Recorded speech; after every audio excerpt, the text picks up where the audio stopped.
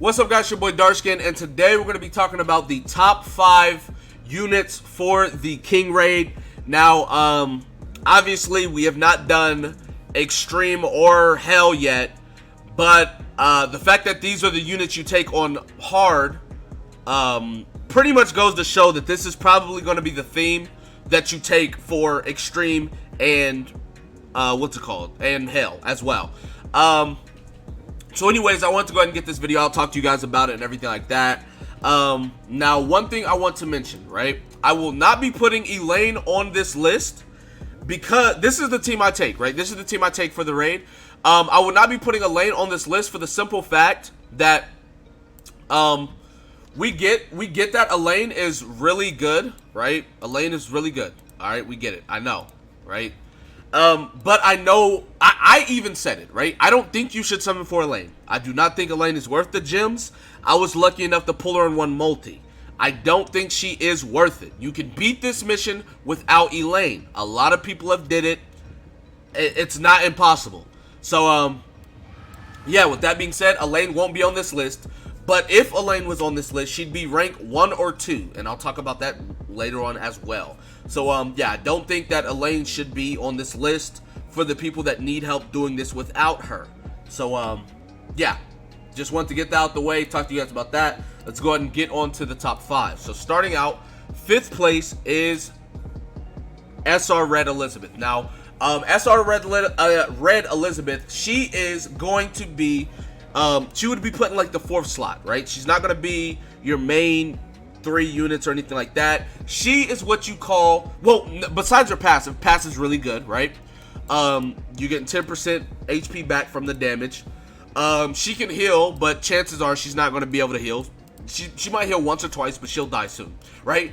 Elizabeth is bait. She is bait, right? Now, the reason why I say that is King is a blue unit. So how King attacks, he attacks, what's it called? King attacks type advantage, type neutral, type disadvantage. He has type advantage against Elizabeth. So he's going to be attacking Elizabeth before anybody else. So what you want to do is you want to have Elizabeth tanking while your other units deal damage. That's how you want this to be set up. All right. Now, obviously, he has some AoE attacks, but on phase 2, he does single target attacks. He's going to be attacking your Elizabeth. Now, that's pretty much what I do. That's how I beat it. I beat it pretty. I don't ever lose, right? The only time I've lost is I got ulted. So pretty good strategy, right? Moving on to 4th place, Green Elizabeth. Green Elizabeth does Red Elizabeth's job, except she stays alive and she actually heals. Now, Red Elizabeth can heal, but chances are you're going to have her just for bait. Let's be real, right? This Elizabeth right here, you'll have her in your top 3. She'll be in your first 3, right?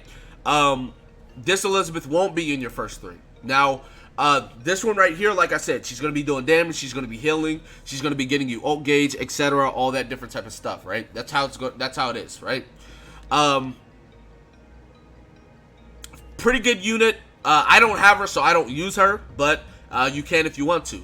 3rd place, Green Meliodas. The PvE King has come back. If you guys don't know, everybody's using him. He's out here countering for 500,000 damage. This Meliodas is one of the best units for this raid. Now, some people have told me, now I don't know if this is true. I'm talking from my experience and what I know, but some people have said, right? Some people have said that, where's he at? Oh, some people have said that this Red Demon Meliodas gets the job done. I have no idea. I don't know. Some people have also said that Rimuru gets the job done. I have no idea. I couldn't tell you. I know from personal experience that the units I am talking about get the job done very, very well. So, Meliodas is also another one. Obviously, his counter is very broken. Pretty well-rounded unit. His ultimate takes away buffs, which is really good. The the stun doesn't matter because he can't stun. The lower his HP, the more likely it is for him to land a critical hit. So that's really good as well, because you're probably going to be low at some point in time. Well, I mean, unless you beat it. But, I mean, even still, you might be low on HP. He does really good damage. At 3-star, that's a 600% damage attack, which is very, very good. He will be in your main 3 rotation, right? Moving on to second place, Gowther. Now, Gowther, you literally have him to rank up skills, ult, and bait. That's it. Gowther ain't doing no damage. Gowther, like I said, with Red Elizabeth is red, King is blue, so King is going to attack them first. Gowther is the same way. Gowther's probably going to die on phase 2. Well, Optimal is dying phase 2. And then you have Red Elizabeth come in, and then if she dies, it doesn't matter. You don't want Gowther to die phase 1. If he dies phase 1, you can still win, but it's a lot harder than if he dies on phase 2. Gowther's ult. King has like 8 ult bars. Something like that. Like 8 ult bars. Since you can't use King, you're going to have this fate combo. You want to have King as your support so you can have this fate combo so you can reduce the ult gauge by 5. Right? You want to have that, right? Gowther will probably get 1 ult off maximum. Well, minimum, right? That'll probably be it. Maybe 1 or 2 ults. That'll probably be it, right? Like I said, he is bait. You're going to be running HP defense on Gowther, so Gowther can stay alive quite a bit so you can make it through the first stage, right? But yeah, Gowther's going to be bait. He's going to be ranking up until he dies. You might get an ult or 2 off. That's about it. Same thing with Elizabeth. She'll come in. She might heal once or twice. She's probably not going to ult.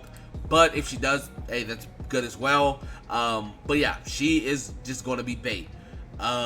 Meliodas is going to be a damage dealer for you. And everything like that. Obviously, he's going to be the counter person, yada yada. Same thing with this Elizabeth. She's going to be damage dealer / healer. Now, first place goes to Merlin. Now, guys, I know a lot of people don't have Merlin from the coin shop. If you don't have Merlin, I'm going to talk about all of that, well, some of that stuff later on. But Merlin is your MVP, 100%. Merlin does so much damage. She reduces ult gauge every time she attacks. Perfect Cube is stopping damage from getting inflicted. She's going to be ulting, doing really good damage, and she's going to be giving your team ult gauge at the start of the turn. Merlin is going to be your MVP, 100%. 100%, she's going to be your MVP. She's going to be doing the most damage. She's going to be doing the most stuff, yada, yada, yada. Now, going back to Elaine, right? If you had Elaine, right? If you had Elaine, let's say, I'm telling you now, you should not summon. But if you already summoned, if it's too late, you already got her, you threw away 600 gems, whatever the case may be, right? Elaine and Merlin will be your 2 MVPs. Elaine is going to be ranking down cards. She's going to be taking away ult gauge. She's going to be doing AoE so she can stop the demons as well. She's going to be doing a lot for your team, but you do not need her. I might make a video going over this team. Well, pretty much going over the team without Elaine. I don't know. We'll see. But this is the team I run. You can substitute Elaine for Meliodas, right? You can substitute Elaine for Meliodas. You can substitute this Elizabeth for Green Elizabeth and have it like this. So you can do like Green Elizabeth here with Meliodas here. You can do it that way.